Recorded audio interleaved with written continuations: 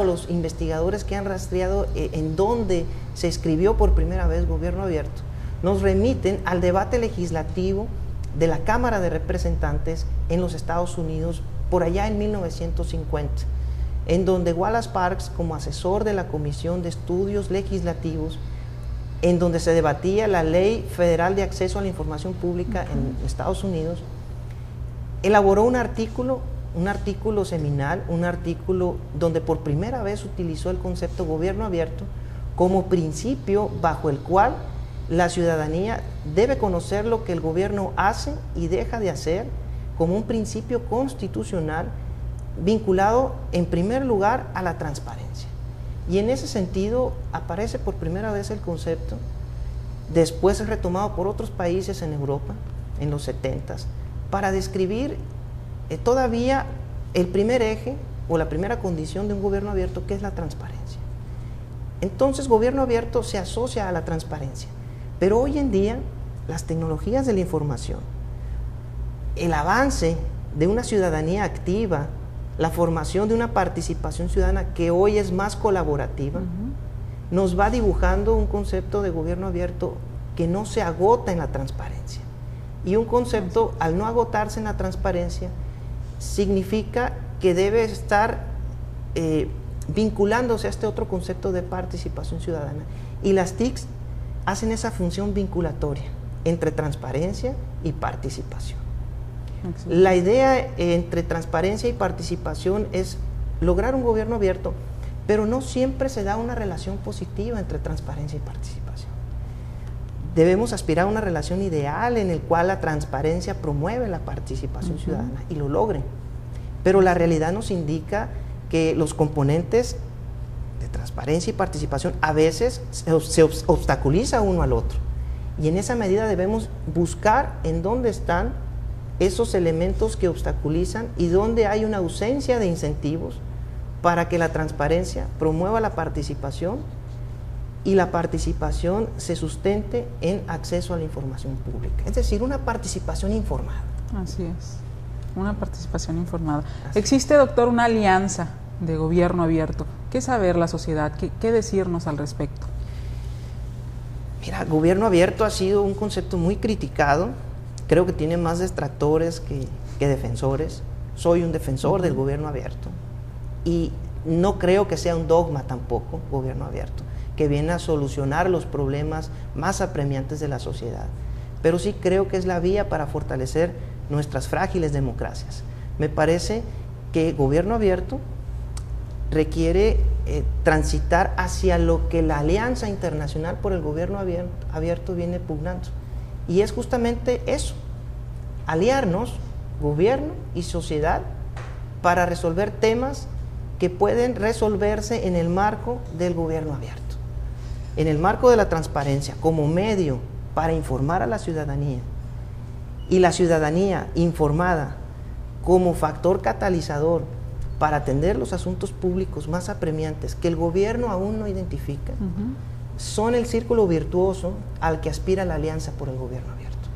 Y esto implica que los gobiernos accedan a la tecnología, que la ciudadanía proponga soluciones, implica que los gobiernos rindan cuentas, pero que la ciudadanía exija cuentas. Así es. Si no tenemos la contraparte del gobierno abierto, y esto es la sociedad abierta, que es un concepto original de Karl Popper en su libro La sociedad abierta y sus enemigos, ahí nos señala cómo la sociedad que no cree en tabús mágicos y es una sociedad abierta al uso de la crítica propositiva y a la razón, es ahí donde vamos a tener mejores condiciones desde nuestra sociedad para exigir mejores gobiernos.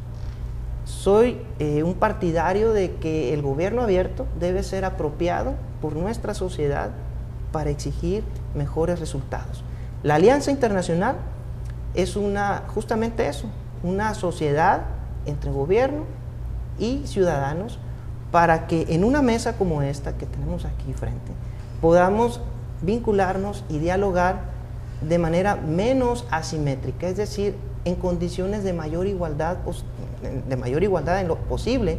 Obvio que cada uno tiene un rol distinto. Así es. Y tiene atribuciones distintas, pero en la medida que podamos sentarnos a la mesa para definir una agenda común, como lo propone la Alianza por el Gobierno Abierto, vamos a poder crear condiciones para transitar hacia el gobierno abierto. Nos dice que el gobierno abierto pues está naciendo apenas, ¿no?, en México, pero ¿cómo estamos respecto al tema aquí en México y en especial aquí en nuestro estado de Sonora? ¿Cómo lo ve usted? ¿Cuál es su perspectiva? Debo decirte que serían perspectivas las que puedo compartir, claro, puesto que por lo nuevo del tema en México y en muchos países, aún no tenemos metodologías que nos señalen o nos indiquen qué tan abierto es el gobierno.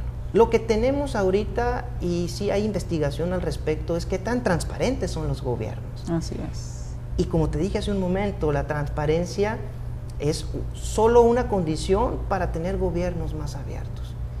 El gobierno, para considerarlo abierto, y en mi perspectiva, aún sin los elementos, puesto que estoy trabajando en ello, en una siguiente investigación, es una investigación posterior de la que vamos a hablar en unos momentos, podemos ver ahí que la transparencia nos da un indicador más de lo que debe ser la apertura gubernamental.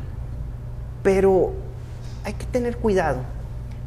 Gobiernos más transparentes no significan gobiernos más abiertos, puesto que tenemos exigencias mínimas en la ley que nos indican que los gobiernos deben cumplir con información mínima necesaria, lo cual es correcto, pero no es suficiente. Así es. Requerimos evaluar la calidad de la información y requerimos también, como ciudadanos, tener mayor interés en la información pública, saber que la información es de los ciudadanos, no es patrimonio del gobernante, sino que es responsabilidad del gobernante custodiar esa información. Así es. Y entonces la Alianza por el Gobierno Abierto busca acordar metas comunes en 5 grandes ejes. El primero es mejoramiento de los servicios públicos, gestión eficaz de los recursos públicos, incremento en la integridad pública, creación de comunidades seguras y rendición de cuentas, no solamente de los gobiernos, sino también de aquellas corporaciones que explotan recursos naturales que son de todos, ¿no? Okay. En teoría. Muy bien, entonces vamos a seguir, doctor, hablando del tema después de un pequeño espacio. Regresamos en un pequeño espacio, este es su programa.